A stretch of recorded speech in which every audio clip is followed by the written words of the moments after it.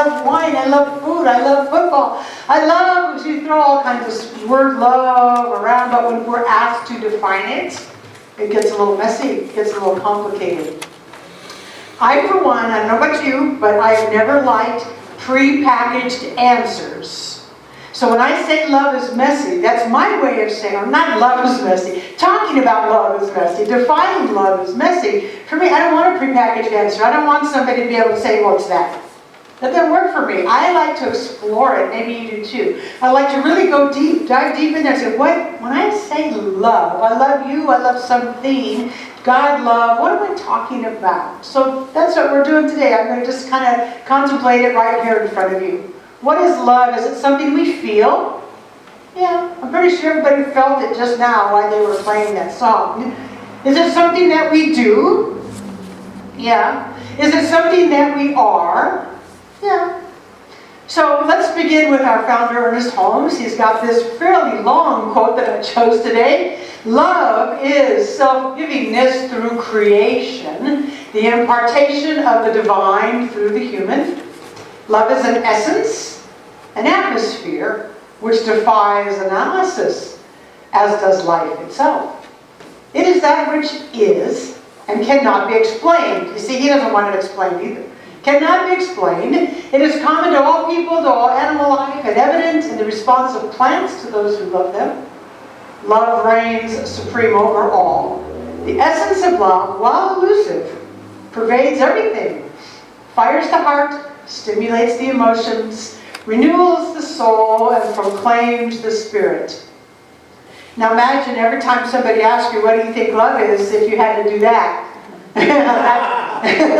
That's a pretty big answer and quite a lot to memorize. So we're going to just keep breaking it down. So there's lots of aspects of love to talk about. Well, since tomorrow is Valentine's Day, I thought we'd just start right there with romantic love, because that's what Valentine's Day is originally about. Now, I know little kids do all kinds of Valentines at school, but it's originally about a romantic aspect of love, which is beautiful and it's wonderful and sometimes overhyped.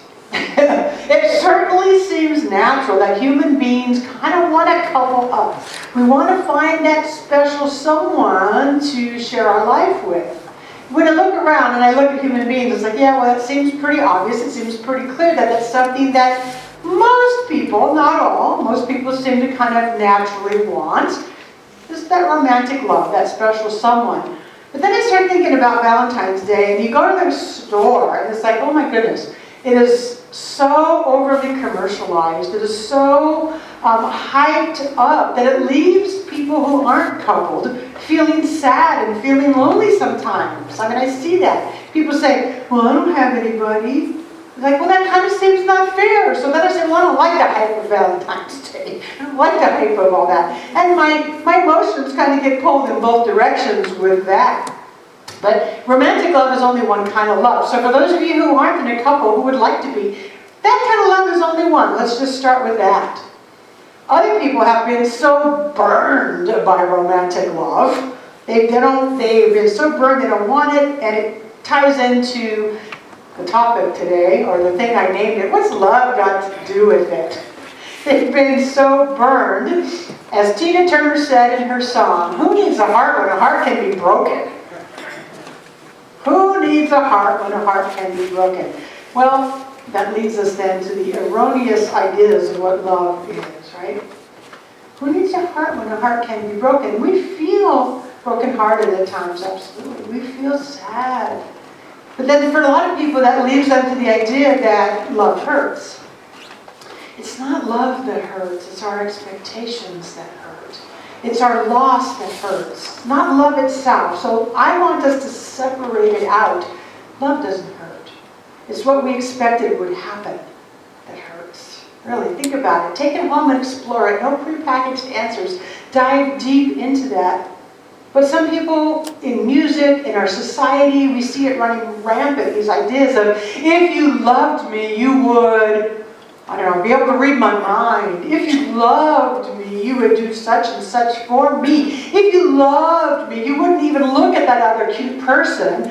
You know, these images of jealousy, these images of possessiveness, that's, I don't know, is that the only thing that love is?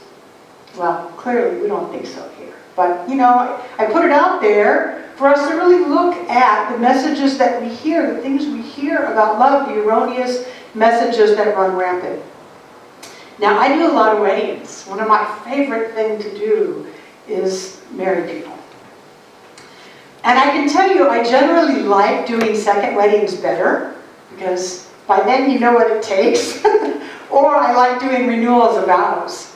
Because after 20, 25 years, you're going to renew your marriage, you know what it takes. You know what is or isn't true, you've been through a lot. And so I read this thing I'm going to share with you right now. I read this at a lot of weddings, especially first weddings, and especially young people's weddings. Because of those erroneous ideas of what it's supposed to be. This is called the marriage box. Most people get married believing a myth that marriage is a beautiful box, full of all the things they have longed for. Companionship, intimacy, friendship, etc.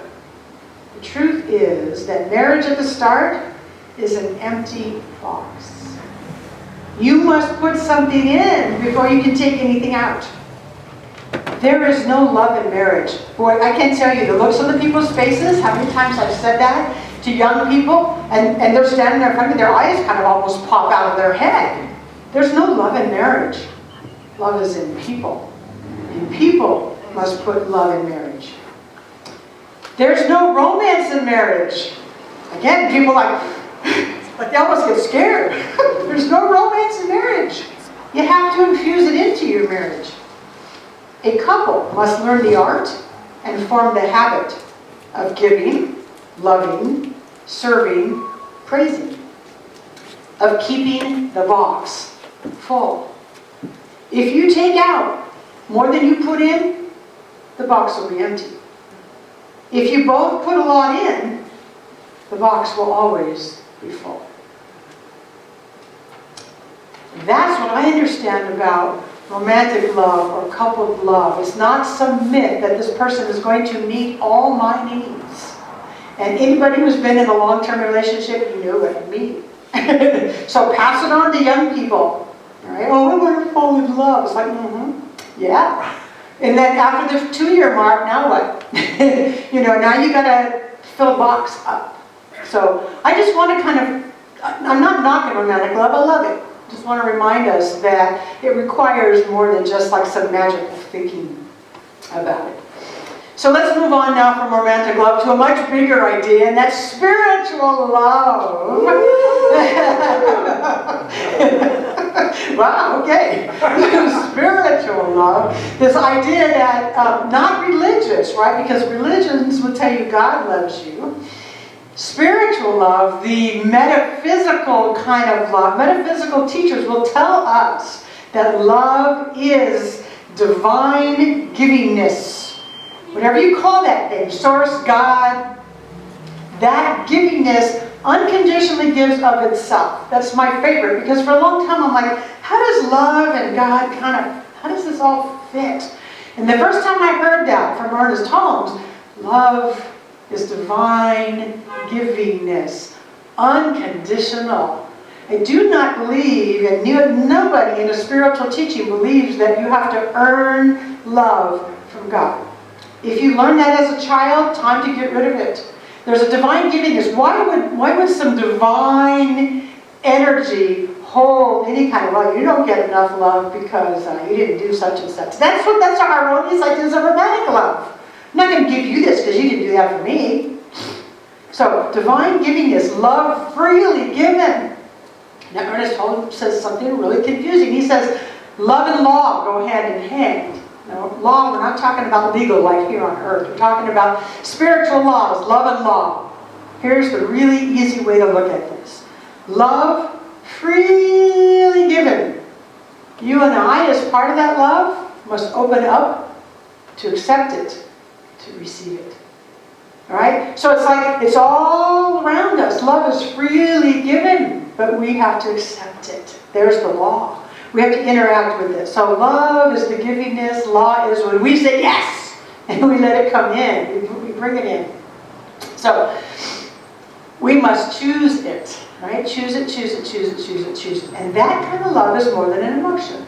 It might feel good, it might feel like an emotion, but it's more than an emotion. It's something greater. It's those feelings we have when we're in the moment of meditation or when we're listening to a really good song. It's emotion and it's more than emotion. You get what I mean. You get to check it out for yourself. Now in spiritual circles, we have these two words that we say a lot. It's called self-love. Self-love. So easy to say, but sometimes due to our cultural conditioning, hard to practice. Now, none of you have hard time practicing self-love, but if you're out there, Facebook land, no, come on, who am I kidding? We all have a hard time with it. We all have a hard time with self-love at times. We're told, don't be too prideful, don't be too arrogant, that's not a good thing, don't love yourself too much. Yeah, okay, so we don't want to be narcissists, of course. But we're talking about self-love, which is the spirit inside of us loving us. When we really understand that whole idea of spirit, God is the thing inside of us individualizing itself as us. Individualizing itself as me. What is not to love? So the second somebody says, I love God, the very next idea must be then, that means I love myself. That's us here in metaphysical circles. You're not going to convince everybody of that. And I don't care, I just want you to understand it all. When we really get there, we cannot help but love ourselves. No need to dim our light then, because we know my light, my love is none other than God expressing as me. So why is it important to love ourselves? Why does it matter if we love ourselves or not? Well, love is love is love is love is love. Whether you say it's the love of God, it's the love of self, it's the love of another person. Love is love is love. And here's the kicker. We can't give what we don't have. Can't give what you don't have. So when people say, oh, I'm going to love somebody else more than I love myself, it's like, it's not even possible. So we need to move beyond the cultural conditioning. We need to move beyond that thing of don't be too prideful, don't love yourself. You need to love yourself. You need to be so full of love so that you can love others. Okay? The song we sang, I love myself so much that I can love you so much that you can love you so much and you can start loving me. It's talking about the circle of love, right? So if I'm a person who wants to receive love from anybody, I need to give love. It's really the answer to, if I'm feeling lonely or sad or not lovable, the best thing to do is for me to just start giving it. Let me give it out. Then you may feel it for yourself. Maybe you won't come back directly from that person. Maybe these two who I'm pointing to won't love me at all. But it's the idea of giving out love so that same kind of love can be coming back. Now I saved my favorite aspect. So we talked about romantic love, the bigger idea of spiritual love. We talked about loving ourselves. And my most favorite idea of love is love as a verb. Love as a verb. Love is the actions that we take, the service that we give. It's what we do. It's how we demonstrate what's on the inside. I was thinking about this when I was working on this part of it.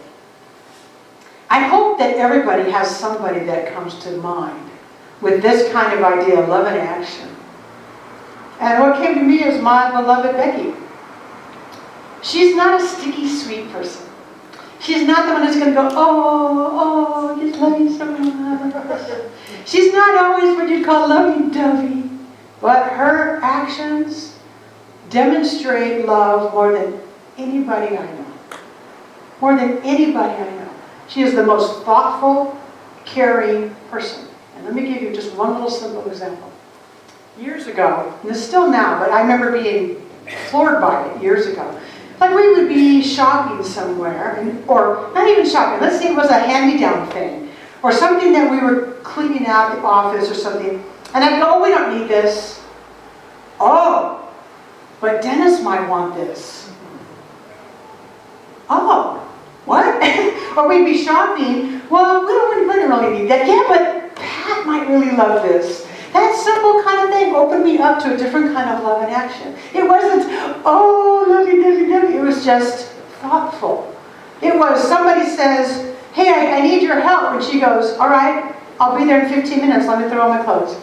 Or, whatever, depends on the time of day it is in the morning. I'm thinking jammies, Love as a verb doesn't always look lovey-dovey. And I think that in our culture, we go, oh, that person is so kind. Sometimes the most sweetest lovey-dovey people aren't loving at all because it's an image, it's a front.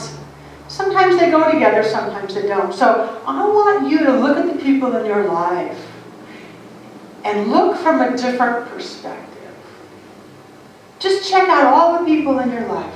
Who is demonstrating love as a verb, even if it's not all lovey-dovey sweet? You might be surprised. You might be surprised on both sides. But what I believe is that when we are demonstrating love as a verb, we are the most aligned in those moments with God as unconditional givingness. That's what it is. It's a God loving by means of us. And it might come with the feeling. It might come with emotion. It might not come with emotion, and that's okay. Because no matter what we said no matter what we said love is always more than that. And so let's let Ernest Holmes tell us again his idea, and then we'll pray. Love is self-givingness through creation. The impartation of the divine through the human. Love is an essence, an atmosphere which defies analysis, as does life itself. It is that which is and cannot be explained. It is common to all people, to all animal life, and evident in the response of plants to those who love them. Love reigns supreme over all. The essence of love, while elusive, pervades everything, fires the heart, stimulates the emotions, renews the soul, and proclaims the Spirit. Let's take this and anything else we feel or understand about love, let's take it into our prayer now. I invite you to close your eyes. As you breathe, call to mind that the fact that you can breathe is the divine givingness of the Spirit. Whatever you feel in your heart or your mind or your being about love, recognize that it's the divine givingness of love from God through you. No matter where we turn, that one ultimate and initial truth is present. That energy of life itself, today we're calling it love, gave its life to us. In this human form and beyond, the things we see, the things we don't see, the things we understand, the things we don't understand, all of it. It's that spiritual idea of love, the spiritual essence, as our founder said, fires the heart. And so let us feel that our very own being is that heart fired by Spirit. Let us know that our very being is designed to give and receive love. In fact, we are love in expression. And so what I claim for us today is that we do not block it. That our hearts and minds and arms are wide open to love. We let it go out, we let it come in, we let it circulate. What's love got to do with it? Well, everything. Love is life itself. And I'm so grateful that we have hearts that can feel, even though sometimes they might feel broken. To me, that just reminds us that we love deeply. And so I also speak this word that we look at the people in our life today with fresh eyes and fresh perspective. We look for love in action. We look for love not just as an emotion, but as something we do, something we are. And so I give thanks for all of this. I give thanks for the way we contemplate it. I give thanks for the way we go home and say, about love. And so with gratitude, I can just release this prayer into that divine givingness that knows exactly what to do with it now. And so I let go and I let God. And join me in saying, All